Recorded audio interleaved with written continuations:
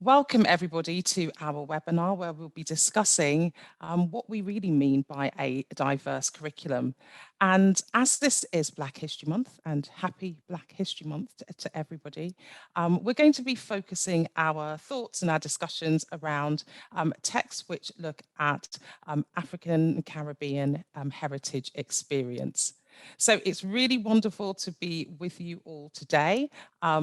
If you could just pop in the chat your name, just say your role, where you are, that would be really, really wonderful. So it's so great to see you both, Emily and Djamila. Welcome. Thank you for taking the time to join us here today for this wonderful joint collaboration between Collins and Teach First. And I work for Teach First as a development lead. I'm also the BAME Affinity Chair. And I know that Djamila is also a Teach First trustee. So there's a lot of synergy and Emily, I believe that your school also is connected with Teach First as well. Yeah.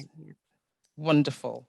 So we're going to kick off actually. So this is going to be a slightly different sort of webinar in the sense that I'm not just going to pose the questions. I'm going to answer my own questions. That's a bit strange, I know, but I'm going to also join in. So I'm going to pose the first question to Emily. So we hear a lot about diversity.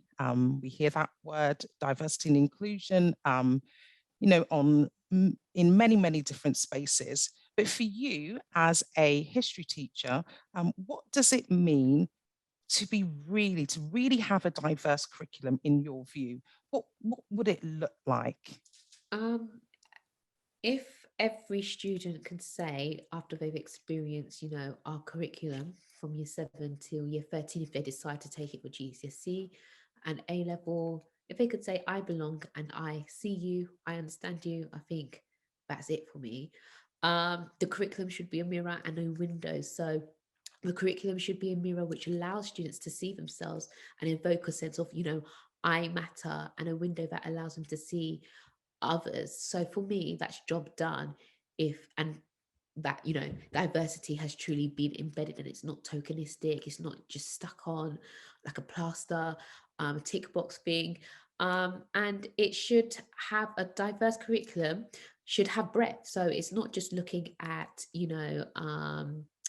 for example, one of the aspects that we're looking into is also exploring colorism in terms of a Black community and showing, not just it wasn't dark skinned people as slaves, if that makes sense, and also showing the lighter skinned people, dark skinned people as role models, and not just the lighter skinned people like Mary Seacole, Belle, Walter Tall, who are the typical kind of role models put in the curriculum. But that kind of shows maybe, lighter skinned people are more of the role models and not darker skin. So that's the sort of breadth and also the complexity that we're also adding to the curriculum.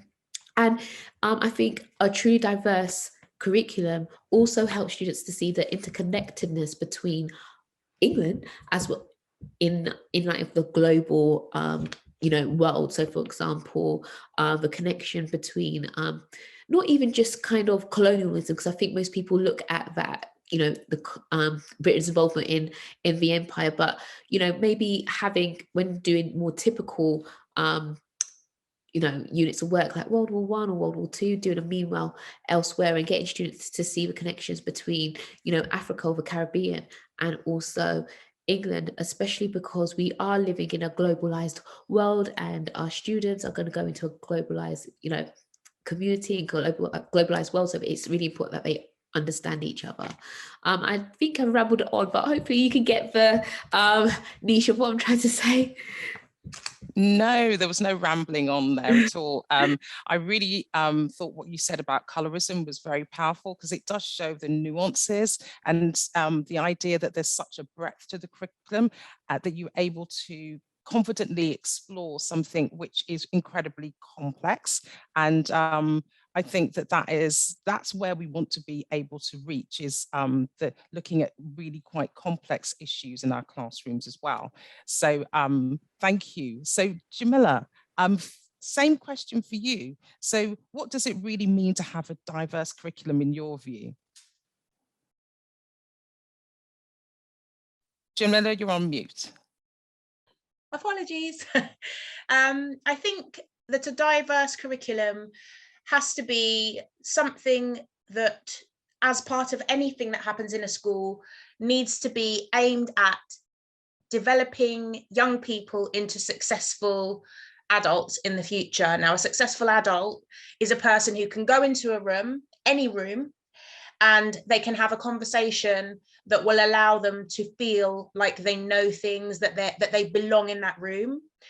But alongside that, it needs to then allow that person to start talking about other things. And actually, I think in 2022, we are better placed, and there's no excuse for us to not be talking about literature and stories and individuals who have changed the world, who are part of the global majority. You know, we are preparing children to be global citizens. The world is changing and the curriculum must change with it. It's not simply about the idea of empowering Black kids, which is important, but it's about more than that. It's about the fact that actually every child in the classroom will gain from a curriculum that is exciting, that is interesting, that will show them things that they've never seen before. I work in a London school, in an area of London where a lot of young people don't get to travel, they don't get to go to many places. And actually, part of that travel should be experienced through a rich and diverse curriculum. And so that's what a diverse curriculum looks like to me. Thank you. And I think I'd echo everything that you've both said. We want our young people to be ready for the next phase of their life, so that they are confident to be able to go anywhere, to be able to have those conversations with people from a wide breadth of different communities. And I think more than that, sometimes people think that having a diverse curriculum is only for schools in urban areas, only in schools where you have lots of Black and brown children. We just need to have a nice curriculum so that they can see themselves. And that is important. They do need to be able to see themselves. But this diverse curriculum is equally as important for children who live in areas where there are no people that come from other races and ethnicities, because they need to be able to understand the experiences of a global population, not just living in a very small area, not understanding the experiences of others. And often our conversations will reflect subjects like English. We'll talk about history, but a truly diverse curriculum for me will be that one that all subjects lend themselves to looking at diversity. So if it's science, it won't be that the children will only have ever heard of famous Black scientists in a movie like Hidden Figures, that they will have actually have covered that in a classroom, that they're not going to only find out anything about what happened in Notting Hill, in London in the 60s. The only thing they'll know about it is from watching a TV program. We want them to be able to have those conversations, those experiences in the classroom as well. And we want to be able to make sure that our teachers and leaders in schools are confident to be able to explore all of those issues. So that is, for me, that is what a truly diverse curriculum would look like. So we're going to move on to thinking about leaders in schools in particular. And one of the really important questions that we have to explore is, how are our leaders going to be ready to support departments so that they have a curriculum which is truly diverse? So Djamila, you are an assistant head in a London school. What ways can school SLTs support departments to help them diversify their curriculum? Where should they actually start, and what direction should they take? I'm going to tell you exactly where they should start. There is a fantastic book called Curriculum Conversations. It's by Mary Myatt and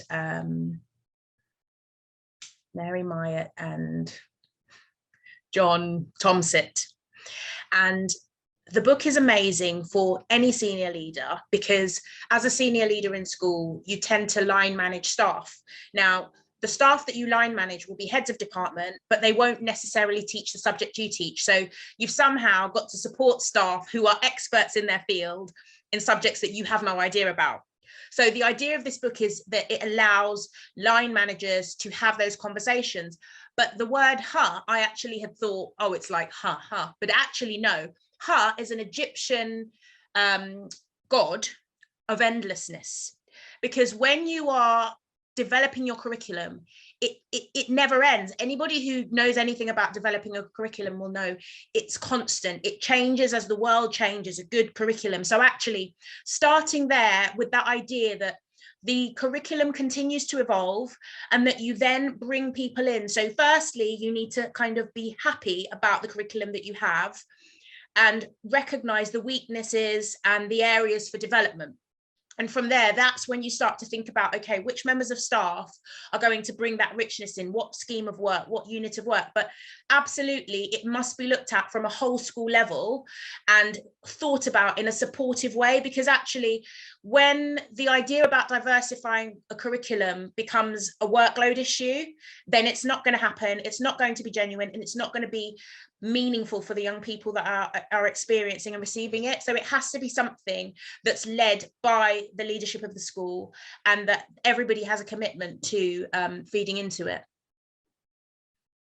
I think what you've touched on there is so important because it then becomes integral. And so if one champion of diversity happens to leave the school, then it doesn't all just fall by the wayside.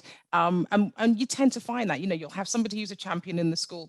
They are the person that really motivates everybody else. And when they've gone, because it's not integral, it's not weaved throughout the curriculum, everything disappears, and you then have to wait another however many years for somebody else to come along who's going to champion the cause, and they then have to start all over again. So, going from your perspective there, I think is really, really important. We're talking about structural changes that need to happen in schools so that we don't have to almost, constantly knock on the door of SLT and say, oh, we want this to happen. It will be something that they'll be ready for. Yeah. And I know somebody's asked if you could put the details of the book in the chat. So that would be so that people can have a look at that, so that that can support their discussions. So moving now, thinking about, we've talked a bit there about SLT.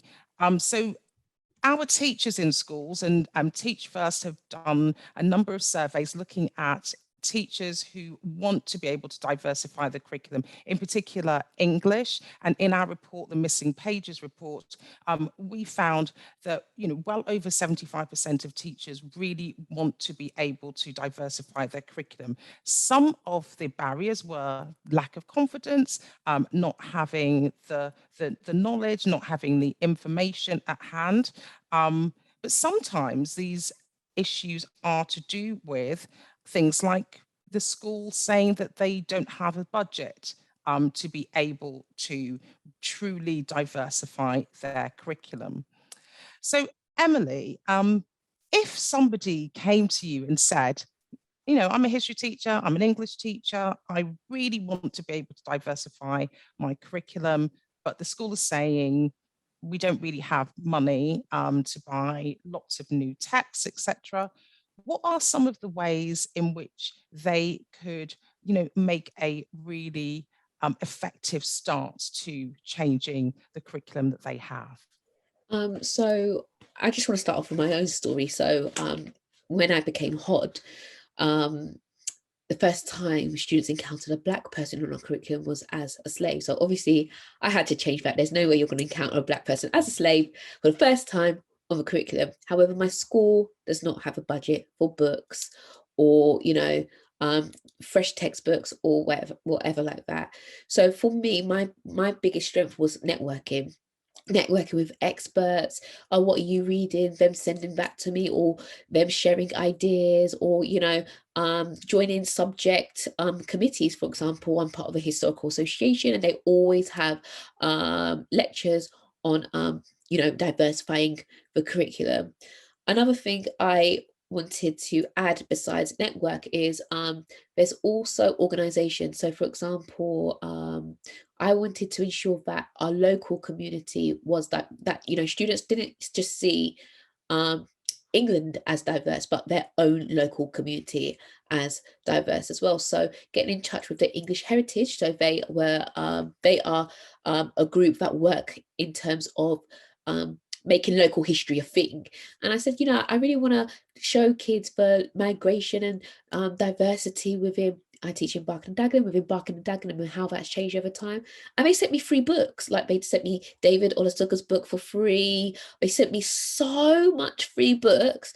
I was just in shock. So there are like kind of groups or organizations that will send those free books, and just things like you got the Black Archives. If you look on their website, you can do some digging. Sometimes I don't really think, you know, you spoke about the different aspects of things that become barriers to diversifying the curriculum. Budget is definitely so, but I also believe it's that workload, that time aspects, because when there's a will, there's a way, if that makes sense. So you are going to do the digging, you are going to find the free stuff, you are going to read up on websites and so on and find the experts, even if the budget doesn't permit. So I think one of the biggest aspects is that time, because it did take time for me to do that. It did take time for me to research. So yeah. Time is always, especially we're busy educators, and often that is going to be a barrier. But I think what you said about networking is the key to everything.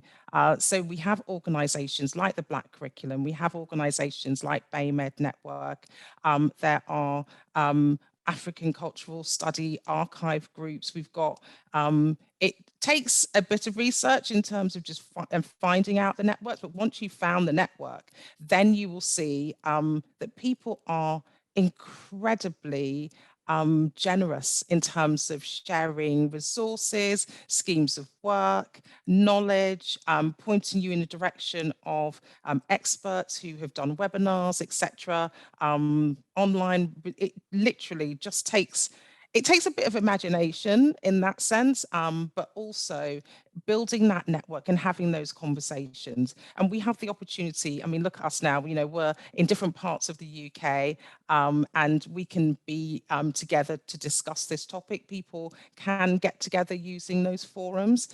So I know Teach First, for example, is really working hard to build its network with lots of organizations through Facebook, through Twitter. Twitter's amazing. Twitter has so many different groups there where people are sharing resources. So I would definitely recommend to people that, you know, that you start having those conversations with others. I know that people can reach you via LinkedIn.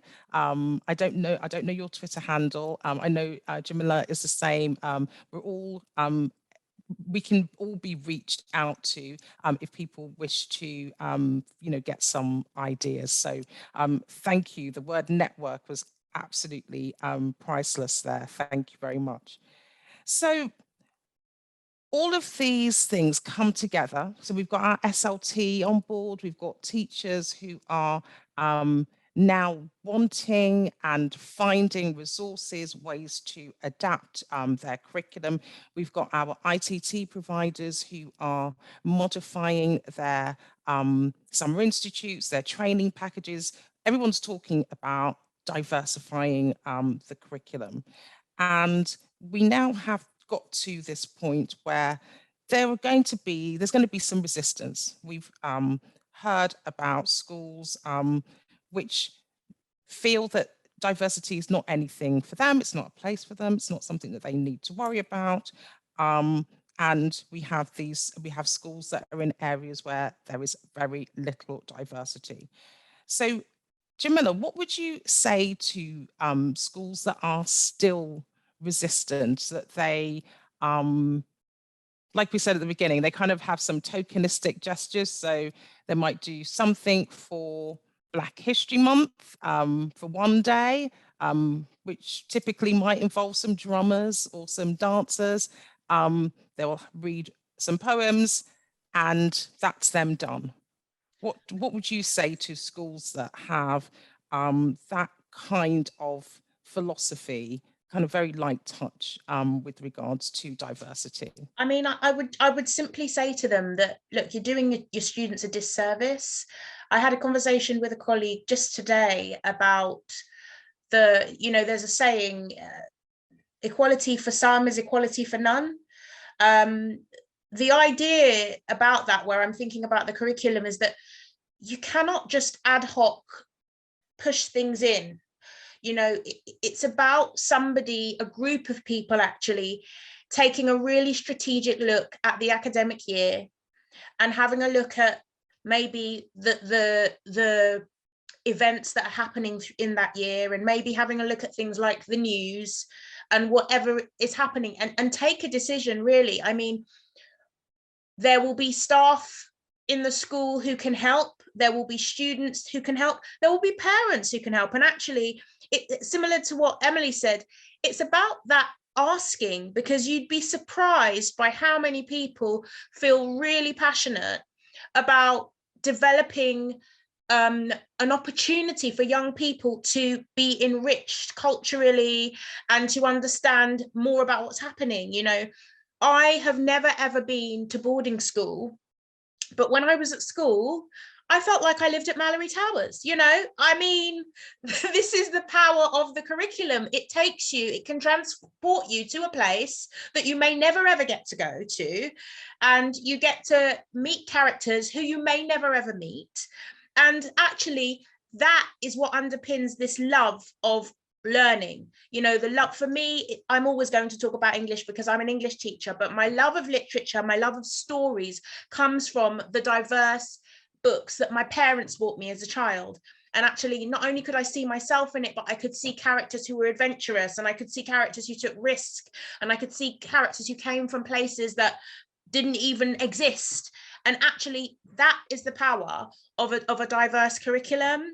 The other point that I wanted to make really was about the idea that when you don't push yourself to change, to kind of extend your curriculum to the point where your students get to see new things, what are you really saying to your students about where they're going to go in life, and what they should want to learn? That they should only ever want to see people who look like them and live in the place that they live? What kind of messages does that send to them about having high expectations and allowing them to travel the world and do whatever they want to do? That's what I'd say to them. And I think that would be incredibly convincing argument indeed. How dare anybody disagree with that perspective? Because that is what education is. Education surely has to be about broadening the minds, and above all else, giving our young people opportunities.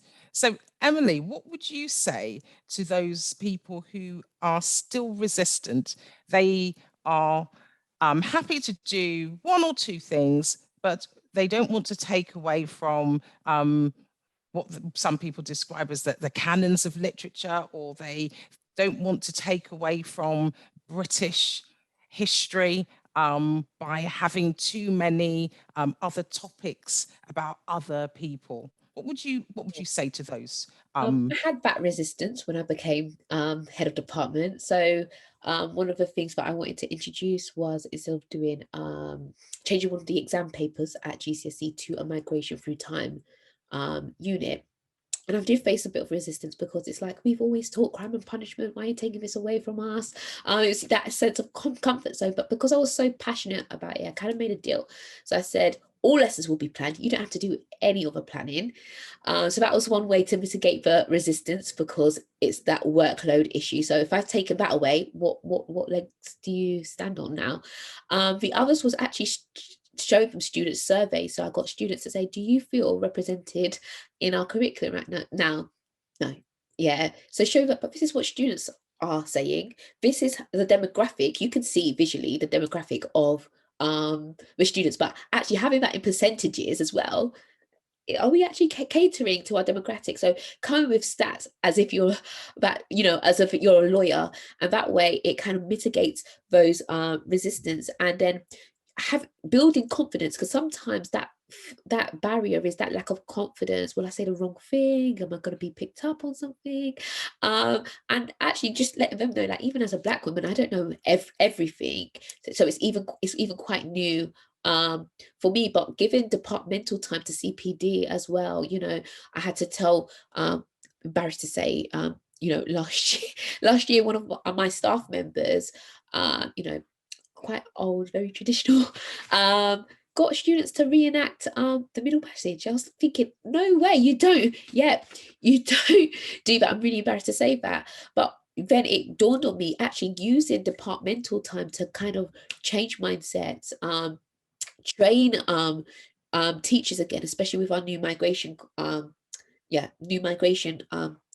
course as well. So I had to, basically what I'm trying to say is, if you come with stats, come with evidence, it really does mitigate all those barriers. I don't know if I answered the question.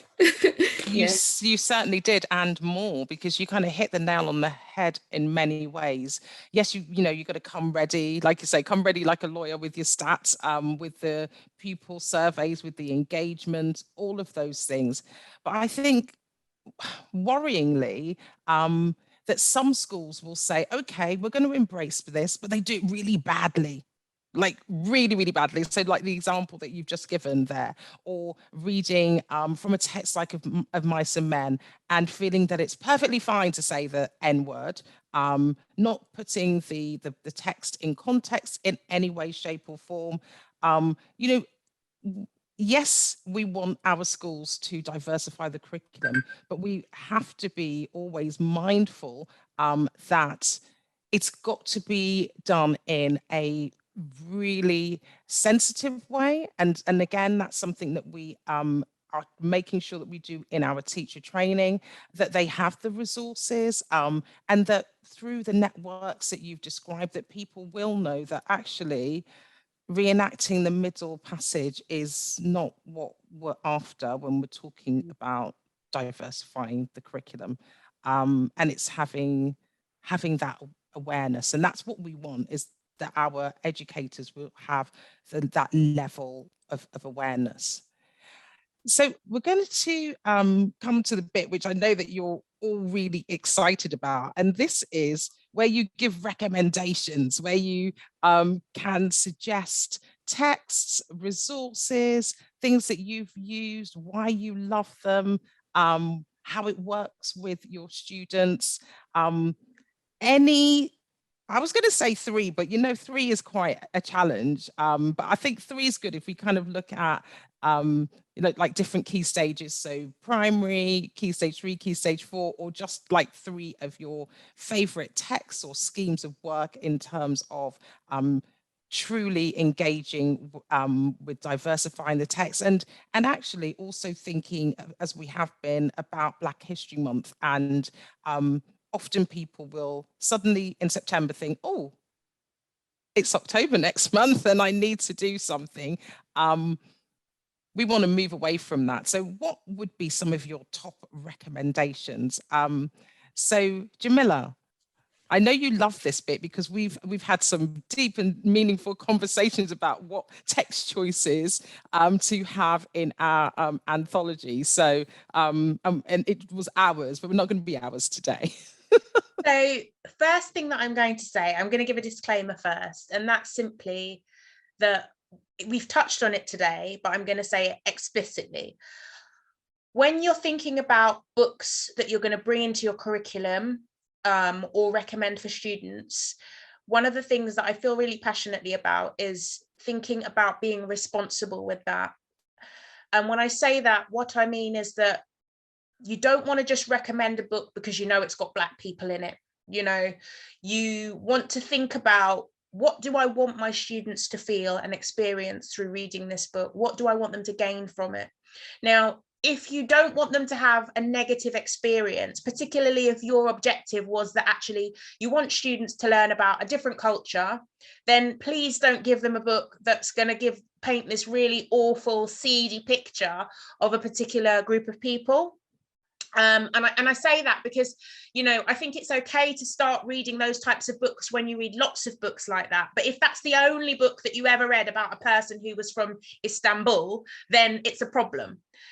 So I think for me today, my recommendations are going to be anything Mallory Blackman, just because I just find that when I read Mallory Blackman books, the thing that strikes me when I think about my students anyway, is that firstly, the stories themselves are relatable. If you think about a story like Boys Don't Cry, the character happens to be Black. Now, we have a very, very diverse country where actually, even though they still haven't officially made it a box, it's still Black British, Black Caribbean British, or Black African British. It's still not Black British, but we move. I think that there is this group of people who identify with this kind of urban London, they're Londoners, and yes, their parents are from Turkey, and yes, their parents are from Ghana, and yes, their parents are from wherever, but actually they've lived here all their lives. They identify with this London culture or this UK culture, and actually when you read books like Boys Don't Cry, you get to think about characters like that who aren't really Caribbean, they're British, like you and me, and like children sitting in the classroom. And I do think that that can be a really unifying thing for them, that actually, okay, this student's Black, this young person's Black, I'm brown, but actually that we've got a lot in common. I see myself in this person, not because my hair is an afro, but because they're experiencing the London culture that I'm experiencing. So that's my first recommendation.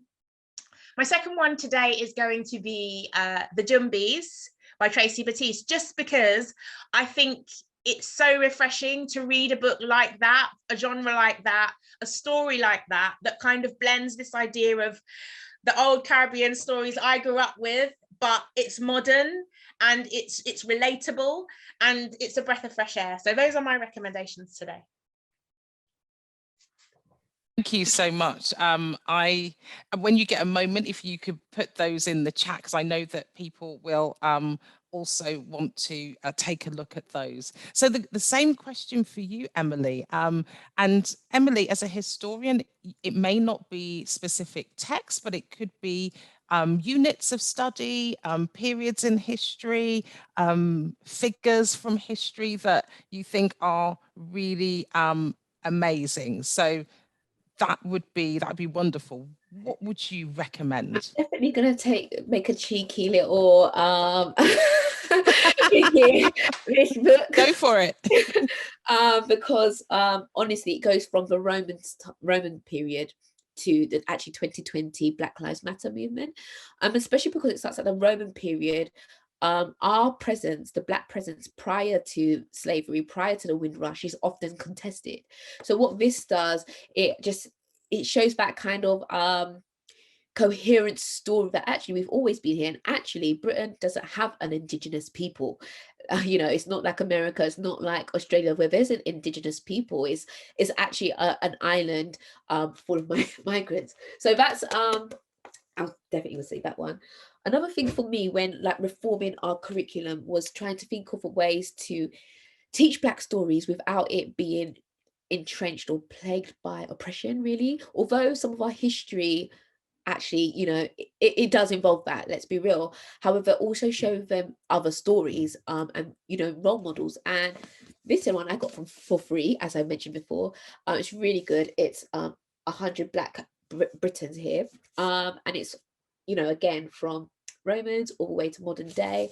And what it just, Djamila really got me thinking, and she said something so powerful. She said, you know, having diverse stories enables students to travel through the curriculum.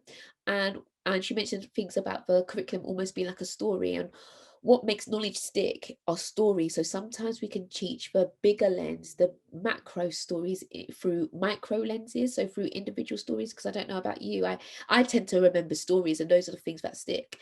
And then basically a just must have, of course, David Olusoga, but the children's version, actually, I just don't have the children's version is in my office. But if, for example, I've got mothers in my department, and I'm not going to give them this book. You know, I need to protect my staff. I need to ensure that they're also spending time with their children. So giving them the children's copy in terms of that, and just say, have a read of that. You can read that in literally 2 days or less. It's really concise. But also for those stuff that might not have time to read, but although we should be reading as teachers, looking at things like Small Axe on BBC, that's a good one. You can watch that whilst cooking. And also the British Windrush collections online, as well as like history, the teaching history articles. There's a really good teaching history articles for history teachers called Teaching History 185, and talking about missing stories. That's really interesting. And I forgot to mention Akala Natives. That's a good one as well. Yeah. Sorry, it's so much, but I couldn't just stick to 3. No, it's really hard to stick to 3. And it's also really hard for me. I'm the last one, and you both said ones that I was going to say. So I was definitely going to say Mallory Blackman. In particular, I like Noughts and Crosses as well, because it kind of transports the young people into a very, very different version of the world and sees things through a lens that they are not expecting. I think because it totally turns on its head race and power, and that moment when you're reading the story and they're like the penny drops in terms of who is more powerful in society is a really palpable one in the classroom. You can literally see their jaws drop. So I would definitely say Mallory Blackman, Noughts and Crosses. Akala was my other choice. And so Akala's Natives actually appears in our, I'm not sure, it might be blurred, Through Our Eyes text. And also I would highly recommend My Name is Why by Lem Sisse, and that's also in our text as well. Just because it's a different genre, looking at an autobiographical version of somebody who is, you know, a young man who went through some quite traumatic experiences, but has been able to rise through his circumstances through mainly his love of poetry, and how connected he was with words and language and expression, and how that totally changed his life. And I think for young people in our classrooms to be able to have stories from writers who look like them, who have gone through many similar experiences, but have chosen a path which shows that you can make a living from being creative, is really, really important, really powerful. And those for me are some of the examples of texts that you can use in your classrooms that young people will definitely resonate towards. Djamila. Hi, I just wanted to, when you were saying that, I just thought actually we should briefly mention poetry, because for me, I know that sometimes when you mention poetry in a classroom, you hear that communal groan. And actually, I don't think that schools should be tied to this idea that the only poems they teach come off the exam anthology. Exactly. Because actually, when you're building a love of learning, when you're building a love of literature, there are so many different types of poetry that will resonate with young people, and that will actually draw them in. And when you're thinking about those skills that you really want to develop within them for their exams, actually schools stand to benefit from hooking them by giving them poems that will talk to them by George the poet, and, you know, spoken word, all different types of poems, but actually developing their ability to analyze poetry is a huge thing.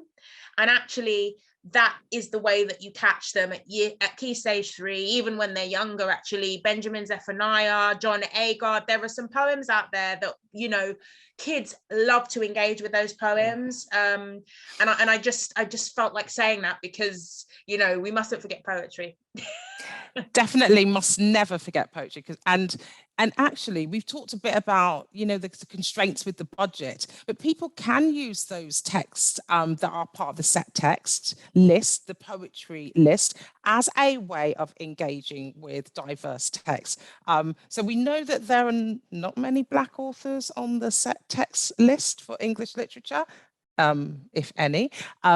However, there are some poems, and what we tried to do with our Through Our Eyes text is provide opportunities to really grow the numbers of poems, the texts that are available that teachers can use and teach the skills, exactly what Djamila was saying, that to actually use those texts to teach those skills, to get our young people ready for Key Stage 4 and being able to answer those questions in the exam. It just takes that little bit of thinking outside of the box. But again, a lot of the resources that are available, either through the texts that we've talked about today, the worksheets that come with them, and also throughout our networks on the internet, there are lots of opportunities for sharing really great practice and looking at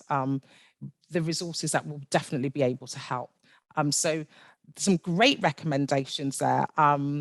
Akala's Native, so actually is really one of my favorites. I kind of think that literally everybody should read that book. And the children's version of David Olusaga's, again, we use that in our text collection because it just shows so much and breaks down so many stereotypes about the notion that Black people were only here after the Windrush, and it throws that completely out of the water. So there we go. Now, I know that I think Katie has got some of the questions that have been coming through in the chat. So Katie, could you just give us a little flavour of some of the questions that have been posed for us by our attendees?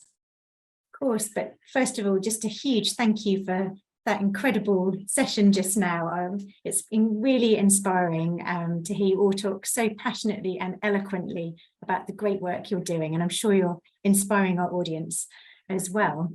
So we have lots of different people with us today, and I'm just going to scroll through to see. So we have a question that came through from Gisela Schmidt. I hope I've pronounced your name correctly, Gisela. She says, does a diverse curriculum also include Hispanic, Asian and other mixed backgrounds and history? So perhaps pose that one first. Because it's a history one, I'll just take it. Yeah, Definitely. I think just today, because it's, you know, in light of Black History Month, we wanted to focus on the aspect of race, of, you know, Black British history. In terms of, my school is very, very mixed. So most of our cohort are Southeast Asian. So at the moment, we've included an Islamic unit. We've are doing a Southeast Asian civil rights unit. So, but I don't have any clue about the history, but I've had to teach myself. So it does, you know, history does involve all other aspects, but today's focus was Black history. Brilliant. Thank you, Emily. I think just touching on that point as well is that the shared history of Black civil rights is very much around the coming together of Black and Asian communities. So if you look at those communities that were battling against the Teddy Boys in the 1950s in Notting Hill, they were not just Black activists, they were Asian activists as well. And I think that's really important to state that there was a real strong unity between both communities in terms of that anti-racist ideology and really working together as activists to make changes in this country. I mean, even in Birmingham, where I live, when Malcolm X came to Birmingham to visit, he was invited by the Sikh Activist Party. So it just goes to show that there is this interlinking in terms of the fighting for justice and anti-racism. So I think that the histories, it's really important that we explore those shared histories and the commonality between our communities. Wonderful. Thank you, Joanne. Can I just add one thing as well? Sorry. Whilst teaching the migration course, something that I found really interesting is that the Black students actually identify with the Irish experiences, and they see the links of that. So I just wanted to kind of, further allude to what Joanne was saying about the links between different communities and how that just gives us a more richer as well picture. So yeah, I just wanted to add that. Super, thanks, Emily. Just had a quick question in the chat from Sean. Is the Black British History textbook aimed at pupils or for teachers to support lessons? So probably between us, we can answer that, Emily. So it's sold as a teacher pack for a history department, and you get all of the files to download and edit to sort of weave into your own curriculum, and it has materials for students in there as well as support for teachers. But please do check it out, and thank you so much for waving the book around, Emily. I couldn't find my copy. Oh, no problem. I did see another question there from Sean that's asked about diversifying the curriculum as a trainee. Yeah. And the only thing that I really wanted to say about that is, you know, when you're working up to your kind of some of the things that you have to do in your trainee year, your unit of work, you could make that your focus. You could decide on, you could have a conversation with your ITT line manager, your mentor, and you could have a look at the curriculum as a whole. So for example, I know that Southeast Asian Awareness Week is like in the summer term. You could pick a particular to coincide with a week, and maybe you could take responsibility for that unit of work. Maybe it's something that's old or expired or doesn't need to be there, or that the children learn in a different year, and maybe you could make that your project in terms of a starting point. Lovely, thanks, Djamila. We have a question here, probably more on the English side. So just thinking about English departments that have bookshelves full of old set texts, GCSE set texts, is there a way to kind of weave in more diversity into the curriculum as it currently stands? So any sort of ideas around what you can do within the existing texts that quite a lot of teachers will be using? So I know that across the country, there are probably, cupboards full of texts like Advice and Men, let's say, old texts, and that's not on the set texts anymore. But there are aspects of those texts. You could use extracts from those texts to explore aspects of Black experience. You can look at the context, you could all of those things. But in terms of the text that we have now, so for example, if you were going to be reading Macbeth, you could look at an extract from Othello and talk about Black experience in a Shakespearean text. You could do a comparative piece. You could bring in looking at poetry. So whatever you have in your cupboard, and if your department have said, well, we're only going to be doing A Christmas Carol, we're going to read Macbeth, we're going to look at power and conflict, and you're looking at that and you're thinking, well, how can I interweave any aspects of diversity? So using the text that has been created, for example, the history aspect, I know there's a section looking at Victorian looking at Black experience in terms of Victorians. You could look at, if you were looking at World War I, you could look at the experience of Black World War I soldiers. So you are able to, whilst you're studying those texts, use other extracts, use the skills that are needed to be able to practice and get your young people ready for the exam. There is nothing to say that, you can't look at context from a broader lens. Djamila.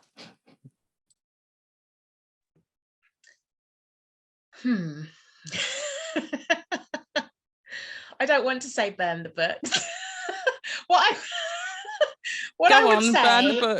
would say is that where there are texts that we know that we've made a decision that we're not going to use anymore, I would say we donate those books, because somebody can always benefit from reading, and lots of people have those kind of things in their garden, that you can do the book borrowing thing. But I do think that there are some texts that are just absolutely redundant, and we shouldn't be encouraging them to be read in school. I don't think any book that has the N word in it belongs in a school. That's just me.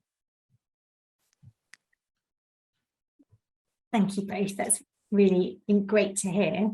And actually, just on the history front, Emily, just thinking about the topics that some history teachers will always teach, actually they can also start to weave in these more diverse histories and narratives as well, can't they? Yeah, it's just really like easy to weave it in. I think there's links to everything, World War I, the contributions on the home front. I mean, Western Front, World War II, you can talk about contributions on the home front as well. So there's ample opportunities for that. And just as Joanne was talking, I was just thinking maybe there should be a bundle deal with the books, because I know in the English aspect they have to teach AO3, which is like the historical context of the literature. So maybe English teachers would, it would serve them well having our book, mine, Simon's, and Tenny's book, and likewise English teachers, history teachers would serve having Djamila and Joanne's book, because it complements each other well. Because definitely, literature is it's a source, if that makes sense, in terms of history. So it's looking at, sometimes students will get an extract from literature and looking at how is that author's view being shaped due to its historical context. So we always do something like that. So I don't know if Collins would be able to do a bundle deal maybe one day to merge. I think that's a really great idea.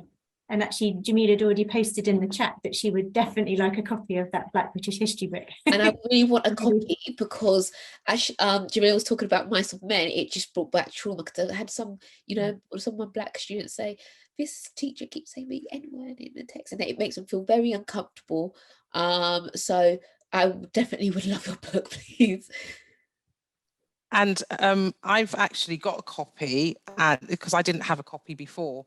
And there's so much in your text that we would be able to use to complement our work in English. And, going back to some of the text choices that people use in school, we have to make sure that our teachers are astute enough to know that you can't say that in the classroom. And I've had a head teacher say that, oh, well, you need to say it so that the children understand what it was like at the time.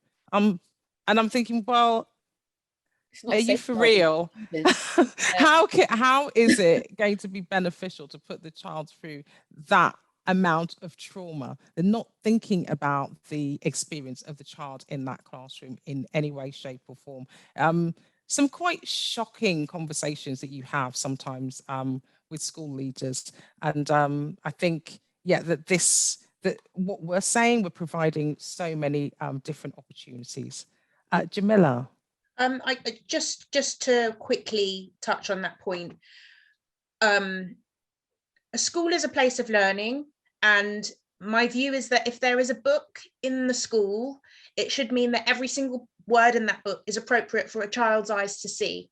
And quite frankly, I just think there's absolutely no place. There are other books which I won't mention today, but I have spoken with colleagues and we've removed those books from the bookshelves in the library, because any book that looks to undermine any group of people, it's not acceptable. And actually, the policies have changed around this, and not just talking about race, not just talking about heritage, but actually protected characteristics of individuals.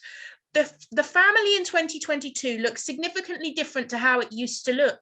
And actually, even a child who's living in a home where both of their parents may be female, or they may be non-binary, or they may come from a single parent home like my daughter, I'm divorced. And actually, we need to be more responsible about the texts that are available to our children. I'm not even talking about the books that we're reading in class. If it's in the library and a child has access to it, it needs to be acceptable. It needs to be something that doesn't demean or undermine or ridicule or make any child feel smaller or less than any other child. And it's just that simple. And the sooner that school leaders understand that, the sooner we can move forward and focus on the education of the young people. So I think that shows that there's a role for our librarians. We're not just talking about English teachers, it's for everybody, for school governors. So those of you who are school governors being involved in this conversation, our parents being involved in the conversation around appropriateness. And I think you set the case there really, really clearly, Djamila. So Kate, do we have any other quick questions? I think we've got 2 minutes. I don't know if there's time to answer something in 2 minutes. We've got one more question I think we could quickly answer, which is, have you faced any barriers to implementing a more diverse curriculum, and how did you overcome them? So I know that Emily, you spoke a little bit about that when you first became head of department. So would anyone else or Emily like to sort of come in and share their experiences? All I'm going to say is this: we're teachers. We overcome, Yeah, exactly. we overcome, we jump barriers. That's what we do. We're teachers. Yeah, regardless of the kind of the barriers that people are going to put up, the naysayers, the comments in the staff room, any of that, we just have to make sure we push through. It's just what we do. Exactly. And the results, and your results will speak for themselves. Yeah, exactly. So I think we have just about 1 minute. So Katie, do you have any closing comments from Collins with regards to what will happen next, availability of the recording, and any resources? Yeah, thank you, Joanne, and just a huge thank you again to all three of you. It's been a really stirring, inspiring, brilliant session, and I know everyone will be really grateful for your expertise and experiences and time and your book recommendations. I'm glad there were so many. Please keep them coming. In terms of next steps, yes, the recording will be available and we will get that sent out to everybody who's signed up, and we'll share it on our website as well so that everyone can access it. And I think Sarah mentioned that we would also drop some samples of some of the books that we've talked about today that we're very proud to publish, so that you can all take a look as well. But I think that is it from all of us. So a huge thank you again from all of us, from Collins to Teach First and all three of you, and to everybody who's attended. And I hope that you all have a very good evening. Thank you. Bye-bye. Thanks, everyone. Bye. Bye. Bye.